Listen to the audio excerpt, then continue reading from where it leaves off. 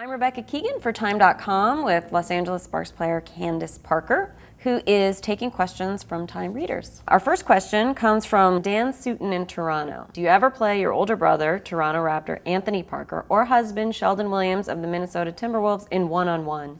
Even better, have you dunked on them? My brother and I are so far apart. He's 11 years older than me. He's the best shooter I've ever seen in my life, so he would probably beat me hands down. But we haven't really played. Sheldon and I don't play because we are so competitive, we probably would hurt each other. We are super competitive, whether it's, we'll do agility or something like that together, and if it's crossing the finish line, we're pushing each other to cross the finish line, things like that. So we're too competitive, and we've thought for the sake of our daughter, we wouldn't play each other in one-on-one. This one is from Luke Denker in Belton, Missouri. Do you think they should create co-ed league sports on a professional level? I really don't feel like we could play, especially in basketball, in a professional league with men. I think it's great that young girls have a WNBA to look up to now, and I think that we're continuing to make strides forward. When do you think the salaries of professional female players will begin to approach the average salaries of male players? We're still starting off, from the ground up, like the NBA did back, in the 50s when their salaries weren't, extravagant like they are today. I think eventually, women will get to that point where, and maybe in my daughter's generation, they'll get to that point where their salaries will be similar. You mentioned your daughter, which is probably the biggest thing going on in your life right now, so let's get to some of the questions that have to do with her. The first one comes from Brenda Goodman in Johnston City, Tennessee, who asks, how are you doing with the new baby? Has Pat, she's talking about Pat Summit, started recruiting her yet?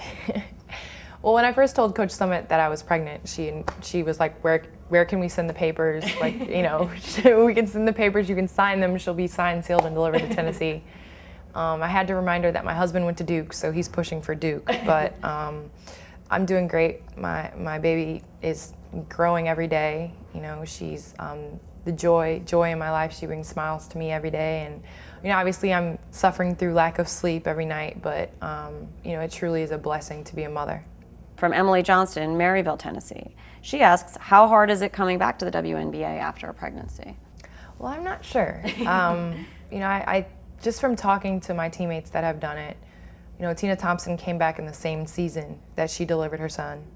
And Lisa Leslie waited a year. She sat out a year and came back the next year. And they're still at the top of their game. So I don't think it's going to be easy by any means, but I think that it's possible to do, and it's possible to get back to where you were and to be better than you were. Do you think the women's game will ever get the same attention as men in terms of ticket sales?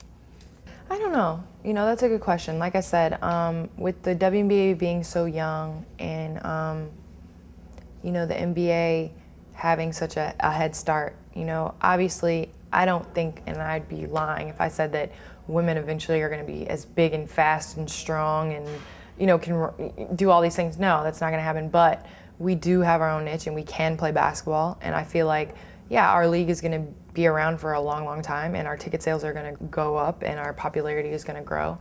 And, eventually it might be more equal. This one's from Hernan Gonzalez in Orlando, who asks, what do you believe is your responsibility to young women coming up in sports? Continue to grow women's basketball. Allow girls to have the same opportunities that I have had. I was literally like the first generation that could look up to female athletes as role models, and to say that that's what I want to do when I grow up is play, sports or go to college, get a scholarship and play basketball. Who were the female athletes that you looked up to? I was a humongous Mia Hamm fan. Yeah. She was pretty, she played sports, she was personable. So, that's what I hope to be. This question comes from Minessa Khan in Jamaica, New York. She asks, growing up playing basketball, did you ever have to deal with negative or sexist comments? When I would go to those parks and play with those guys, maybe initially they would be like, she's a girl, she can't play. But then the next time they were picking me first on their team. So, I would just let my actions do the talking. That's my biggest advice, just go out there and just play. Let your actions speak for themselves, and don't worry about what everybody else is saying. Just concentrate on playing basketball and embrace being a woman and being in sports.